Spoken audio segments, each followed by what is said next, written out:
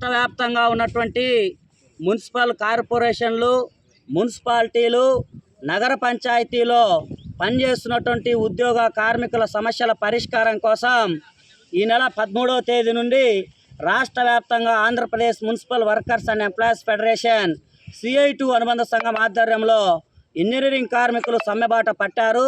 నేటి నుండి రాష్ట్ర వ్యాప్తంగా ఉన్నటువంటి పారిశుద్ధ్య విభాగ కార్మికులు కూడా విధులు బహిష్కరించి తమ సమస్యల పరిష్కారమే ధ్యేయంగా పోరాట మార్గాన్ని ఎంచుకున్నటువంటి పరిస్థితి ఉంది. ఈరోజు అందులో భాగంగా కడప జిల్లా బద్వేలు మున్సిపాలిటీలో కూడా Badvel municipal workers and employees union CI2 అనుబంధ సంఘం ఆధ్వర్యంలో స్థానిక మున్సిపల్ కార్యాలయం వద్ద ఆందోళన కార్యక్రమాన్ని మేము చేపట్టడం జరుగుతోంది. ఈరోజు రాష్ట్ర వ్యాప్తంగా మున్సిపాలిటీల్లో పనిచేస్తున్నటువంటి ఇంజనీరింగ్ కార్మికులకి వేతనాలు పెరక్క అనేక రకాలైనటువంటి ఇబ్బందులకు గురవుతున్నారు. ఈరోజు ప్రభుత్వాలు, పాలకులు కార్మికుల్ని విభజించు పాలించు అనేటువంటి పద్ధతుల్లో ఈరోజు పరిపాలన సాగిస్తున్నటువంటి పరిస్థితి రాష్ట్రంలో స్పష్టంగా కనిపిస్తూ ఉంది. ఈరోజు ఒకే సంస్థలో పనిచేస్తున్నటువంటి పర్మనెంట్ కార్మికులు, ఇంజనీరింగ్ కార్మికులు, పారిశుద్ధ్య కార్మికులు ఇట్లా కార్మికుల్ని విభజిస్తూ వారి యొక్క పని స్వభావం ఒకటైనప్పటికీ జీతాలు ఇచ్చేటువంటి దాంట్లో వ్యత్యాసాలు పెడతానటువంటి పరిస్థితి ఉంది. ఇది సరైనది కాదని చెప్పేసి కూడా మేము స్పష్టంగా చెప్పదలుచుకున్నాం.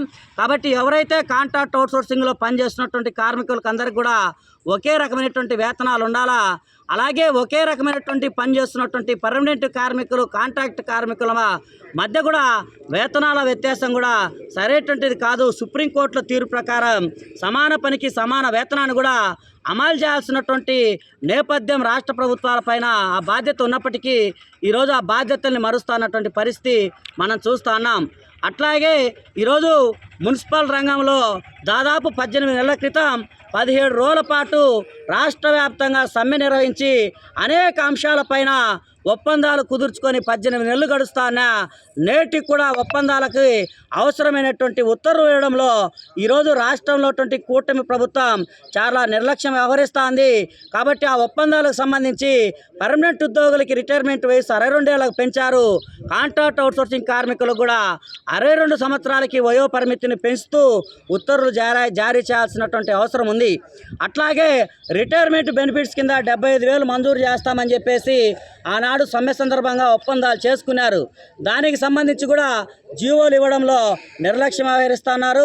అలాగే ఎవరైతే చనిపోయినటువంటి కార్మికులు ఉన్నారో ఆ కార్మికుల కుటుంబాలకి జీవనోపాధిగా ఉద్యోగ అవకాశాలు కల్పించాల్సినటువంటి పరిస్థితి ఉన్నప్పటికీ ఈరోజు గడిచిన 3-4 సంవత్సరాలుగా ఉద్యోగ అవకాశాలు ఇవ్వకపోవడంతో ఆ కుటుంబాలు ఇబ్బందులకు గురవుతున్నటువంటి పరిస్థితి కూడా ఉంది.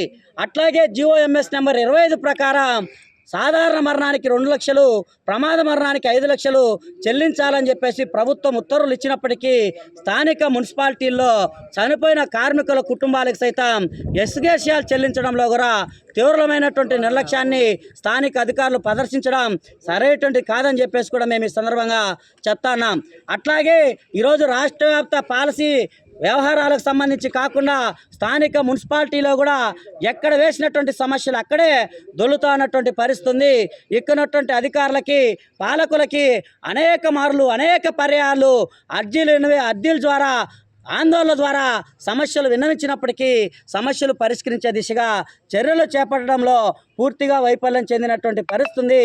అందులో భాగంగానే గడిచిన 18 నెలల క్రితం చేసినటువంటి సమ్మె కాలానికి జీతం చెల్లించాలని చెప్పేసి ప్రభుత్వం ఉత్తర్వులు ఇచ్చినప్పటికీ స్థానిక మున్సిపాలిటీలో కార్మికులకి సమ్మెకాలపు వేతనాన్ని మంజూరు చేయడంలో అలసత్వం ప్రదర్శిస్తున్నారు.